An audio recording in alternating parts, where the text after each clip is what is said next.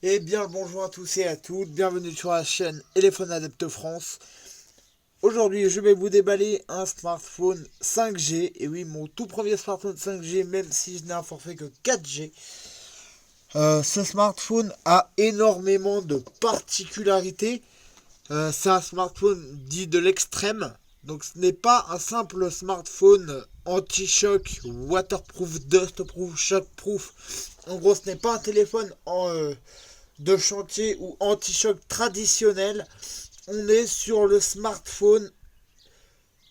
On est simplement sur le smartphone avec la plus grosse batterie au monde. C'est le smartphone qui a la plus grosse batterie de l'histoire en ce moment même.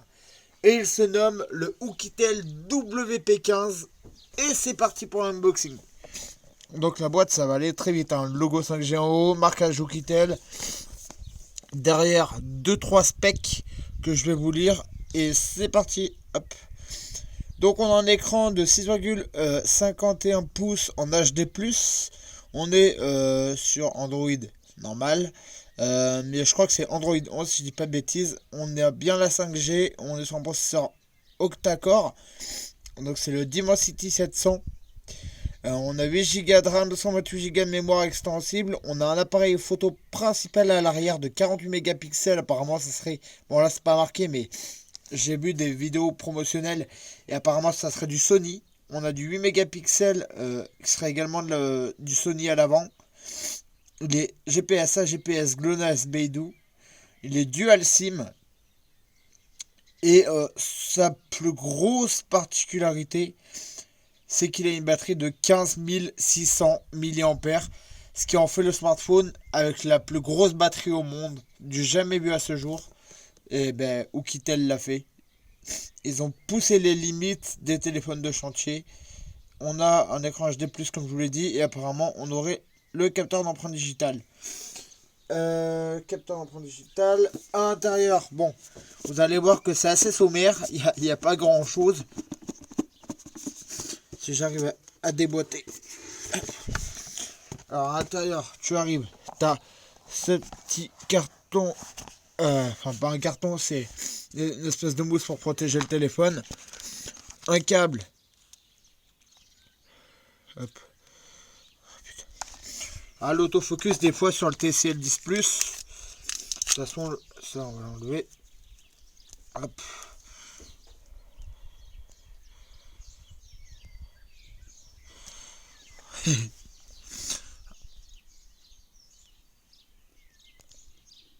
Eh, tu vas le faire cet autofocus.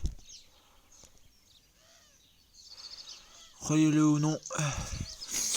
Il veut pas le faire ce putain d'autofocus. Il a du mal. C'est bien un type C. Et prise normale. Voilà. Après, à l'intérieur, ça se monte comme ça. Donc là, vous avez l'emballage avec les caractéristiques du téléphone. On peut voir qu'il y a marqué IP68, donc IP69, qu'il est étanche. Il a des spécifications militaires. Il a aussi le NFC. On est bien sous Android 11. Et on a la documentation là de garantie. Et là, un petit chargeur pour... bon, c'est là où Kittel a économisé de l'argent. Car ils nous ont foutu un petit chargeur pour une batterie absolument jamais vue sur un smartphone. C'est un peu de l'abus. Moi, j'avoue que j'aurais préféré quand même une batterie au moins de 30 watts. Enfin, pas une batterie, merde. Au moins une recharge soit dans les 25 watts ou au moins 30 watts. Parce que là, en fait, et c'est là où c'est que ça va vous déplaire, je pense. Hop. Hop. Alors, je sais pas si vous pourrez voir, ça fait des reflets et tout. Le chargeur est un peu brillant.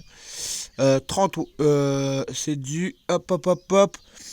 On est sur du 5 volts 2 ampères, 12 volts 1,5 ampères, 18 watts. Ouais, vous pourrez le voir. On est sur de la 18 watts, charge 18 watts. Pour une batterie de 15 600 mAh, c'est normal. Bon, allez. Maintenant, bon, je vais vous montrer le... Oh putain. On va s'attarder maintenant sur le smartphone. Je reprends mon trépied en main. Donc, le voici, le voilà. Il est juste énormissime. Il est monstrueux. C'est un monstre. C'est un vrai monstre.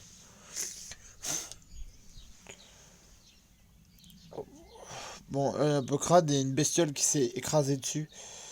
Le bouton WPTT. Extracteur de carte SIM. Je crois qu'il prend qu'une. Hop. Je crois qu'il prend qu'une carte SD.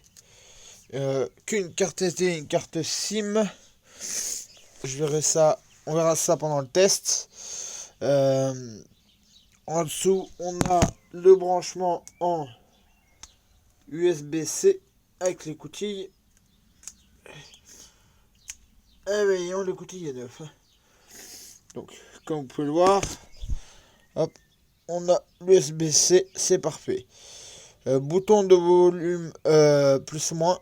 Bouton de démarrage qui ferait apparemment aussi bouton de capteur d'empreinte digitale.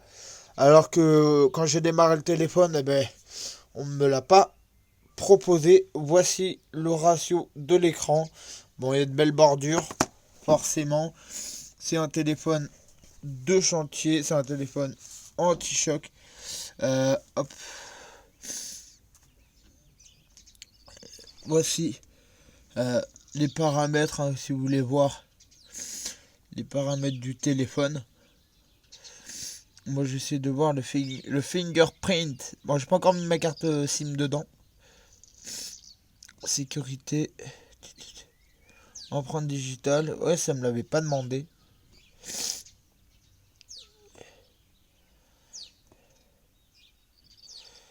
Hop. Donc du coup, je vais le faire avec vous.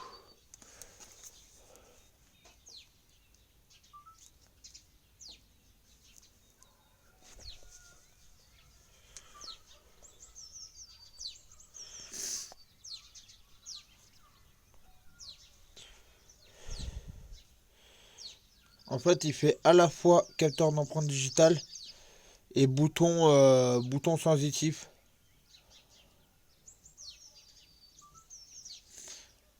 Par contre, je crois que je vais laisser tomber.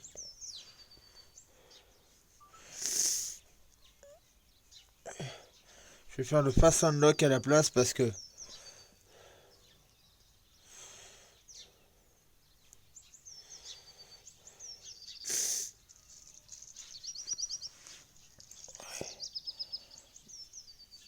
donc en fait le problème c'est qu'il est sensitif, tu appuies dessus et ce qu'il y a c'est que c'est pas comme sur certains modèles où en fait le bouton qui fait office de capteur d'empreinte digitale est vraiment en fait il bouge pas, il est tactile mais voilà, il bouge pas, que là il y a un retour et ce qui fait que c'est un peu la merde à configurer l'empreinte digitale. Donc on peut voir que le Face ID me détecte en l'espace d'une fraction de seconde.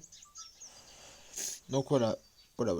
Donc je vous ferai un retour complet sur ce smartphone. C'était vraiment un déballage rapide. Je vous ferai un test, une vidéo complète parce qu'il a beaucoup de paramètres qui sont propres à ce modèle et au smartphone anti-choc comme vous le savez.